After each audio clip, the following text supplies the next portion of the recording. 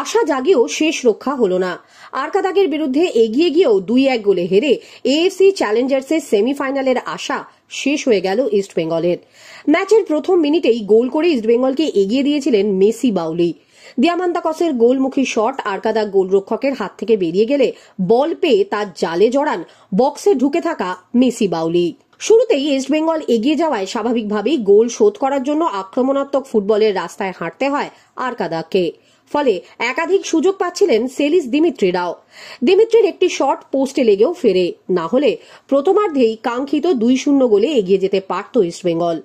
সহজ সুযোগ নষ্ট করেন রিচার্ড সেলিসও।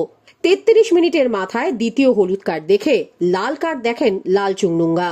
ফলে বাকি সময়ে 10 জনে খেলতে হয় ইস্টবেঙ্গলকে। সুযোগ পেয়ে আক্রমণের ঝাঁজ আরো বাড়ায় আরকাদাগ। যদিও 10 জনের ইস্টবেঙ্গলকে পেয়েও খুব একটা প্রভাব ফেলতে পারেনি আরকাদাগ। 78 মিনিটে সেলিসকে তুলে বিষ্ণুকে নামান অস্কার। 87 মিনিটের মাথায় বক্সের মধ্যে তির্কিশভকে আটকাতে গিয়ে ফাউল করে বসেন সৌভিক চক্রবর্তী। ফলে পেনাল্টি পেয়ে যায় আরকাদাগ। আর সেই পেনাল্টি থেকেই সহজেই গোল করে ইস্টবেঙ্গলের সেমিফাইনালে যাওয়ার সম্ভাবনা শেষ করে দেন আনাদুরিয়েভ। 90 মিনিটে যখন ডেভিডকে নামান অস্কার তখন অনেক দেরি হয়ে গেছে। ম্যাচের অতিরিক্ত সময়ে আরও একটা গোল করে ঘরের মাঠেও জয় নিশ্চিত করে আরকাদাগ। ফলে তুর্পেনিস্তান থেকেও এক রাশ হতাশা নিয়েই ফিরতে হচ্ছে ইস্টবেঙ্গলকে।